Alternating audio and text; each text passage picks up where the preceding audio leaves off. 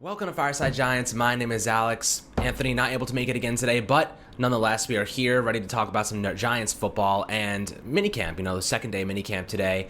John Ross showed up today. Of course, you got Kenny Galladay, you got Evan Ingram still there, and a lot of good stuff going on. A lot of good practices going on. A lot of great video clips showcasing across social media that I'll pull and try to get into the video.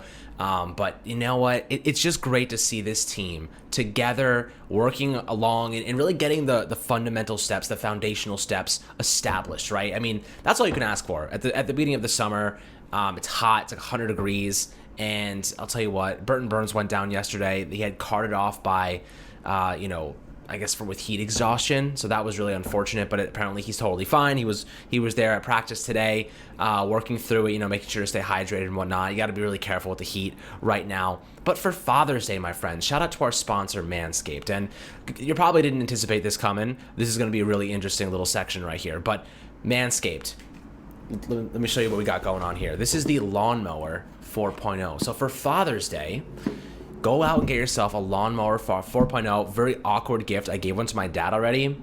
Super awkward, but so worth it. His reaction was absolutely hilarious, and the thing works like hell. If Anthony was here, he would tell you he's got girls falling all over him. Look at this thing. Thing's got a freaking flashlight. You could crop dust in the dark. It's got a flashlight. Thing is insane. Won't nick you. Definitely ridiculous. And has a chargerless port. This little bad boy right here. Chargerless port.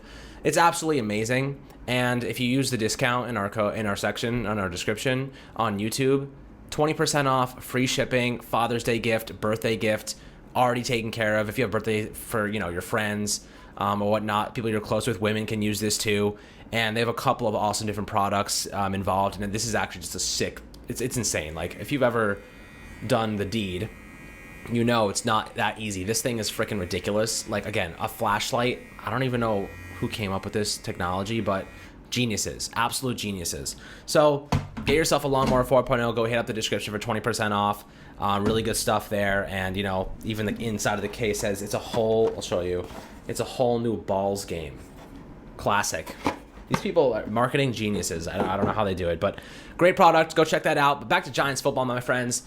Today, we got a lot of information from one person in specific, and it was Patrick Graham, our defensive coordinator. Now, Patrick Graham is a very unique individual because he comes from an interesting background. He was a linebackers coach with Green Bay a couple years ago, worked with Blake Martinez and Kyler Fackrell when he was still on the team. But Blake Martinez, we've seen, has led the Giants in tackles, has been one of their leading tacklers in the organization's history. He's been tremendous. He is a leader on this team. He's one of the best linebackers in the NFL, specifically when it comes to stopping the run, mitigating big plays on the ground. But another guy, they brought over to kind of help Patrick Graham install his base concepts and whatnot. And, he spent time with Miami in 2019. They ran 50% cover one. So they were really manning up across the board and really utilizing those blitzers to get after the quarterback. Now with the Giants, he's doing something similar. But last year it wasn't the case because we had a rotation at CB2 with, Corey Ballantyne, who didn't last long, Ryan Lewis, and then, of course, Isaac Yiadom, who we gave up a seventh-round pick for just before the season began.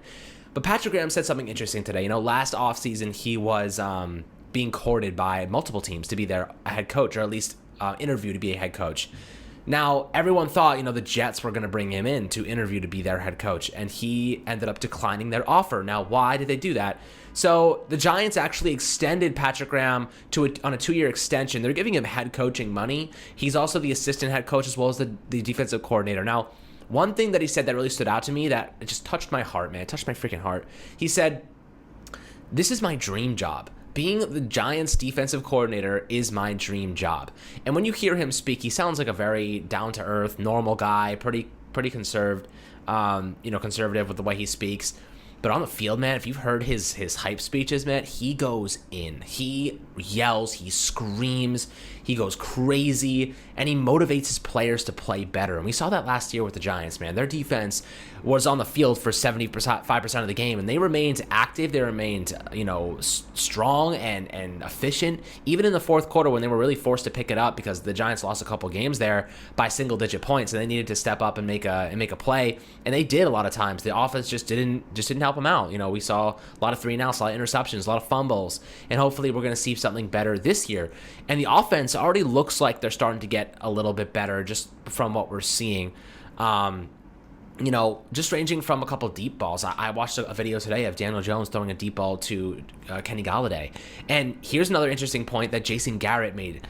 Jason Garrett said to the media, after reviewing my scheme from 2020, looking at what I need to improve on, it was clear that he needed to make more explosive plays, right? He needed to conjure and curate more explosive plays downfield, get the ball into those playmakers' hands, and really be better. And I think the Giants kind of told him that straight up. They're like, Jason, you've got to be better, man. No more hooks, no more curls every single play. We need a better scheme. We need a better protection scheme. We're giving you playmakers with Kadarius Toney, Kenny Golladay, Kyle Rudolph, John Ross. He's got enough talent to get it done. It really comes down to the offensive line now. That guard spot really is a big question mark. Does Will Hernandez make that transition to right guard and play well? Does Shane Lemieux play well at left guard? The competition between Matt Pert and Nate Solder, how is that going to develop and unfold? A lot of interesting things here. But I'll tell you what, Jason Garrett needs to devise a more downfield-centric approach to his game, because last year we saw a lot of quick outs, a lot of slants, a lot of hooks, a lot of curls, a lot of very short yardage situations.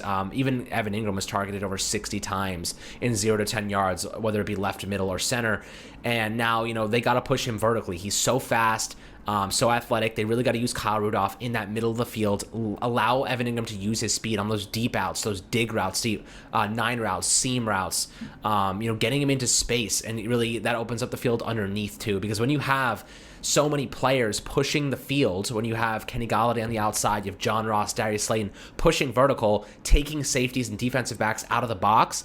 Now you have Evan Ingram, who you can run on deep dig routes across the middle, and that forces the linebackers to play, zone coverage, drop back, or safeties to drop back, which then opens up the field for the slot receivers like Kadarius Toney, and all of these different receivers that the Giants have are very versatile in their alignments, right?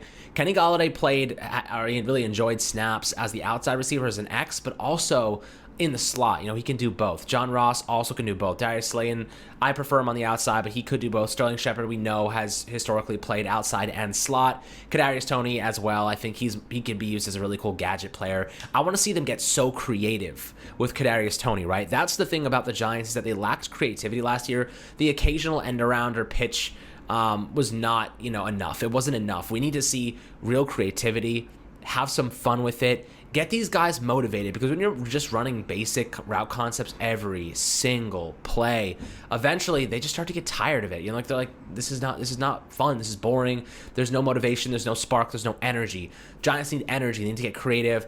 Use their best players, use their hidden talents. Like Kadarius Toney was a former quarterback. I can sling the rock like 70 yards.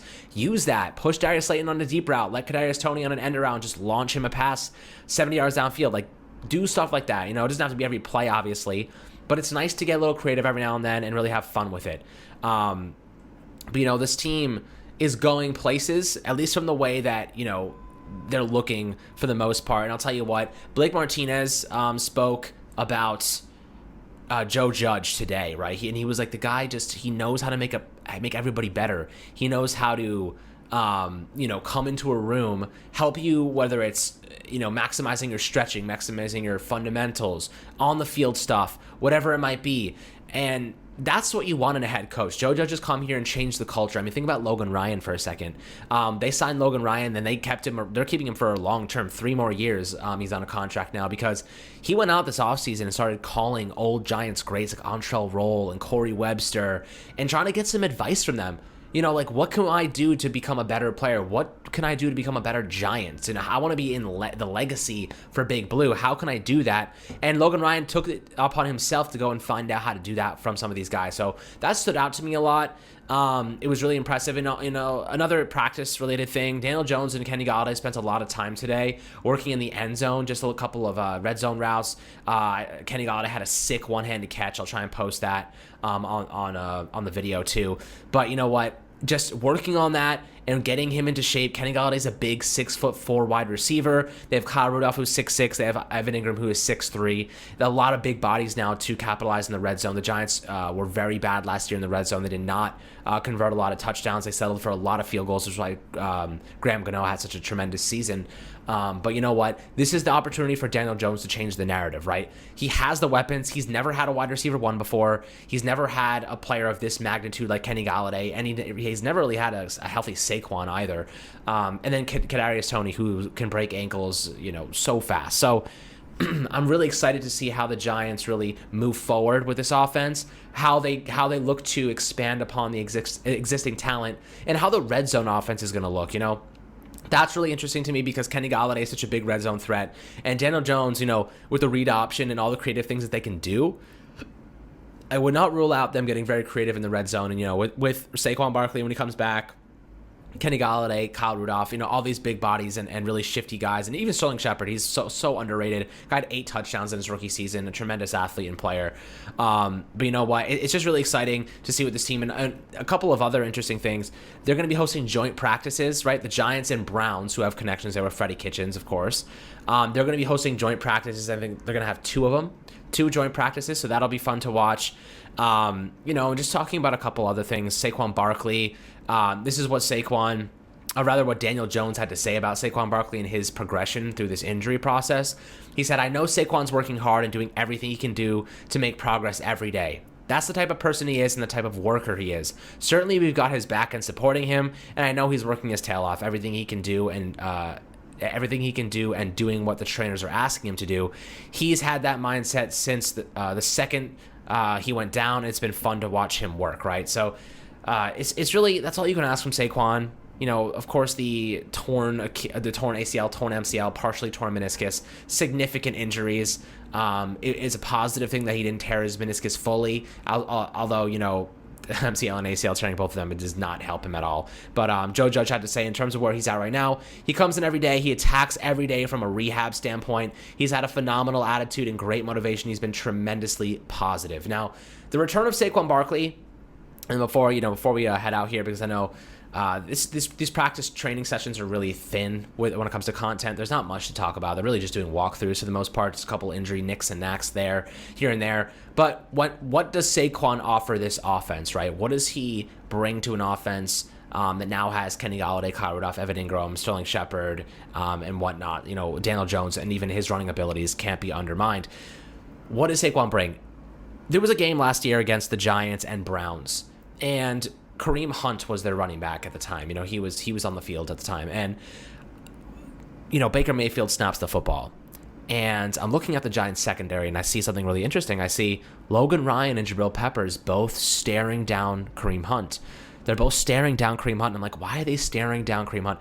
They're both basically trying to figure out what he's doing. Kareem Hunt is a big part of their offense, right? Of course.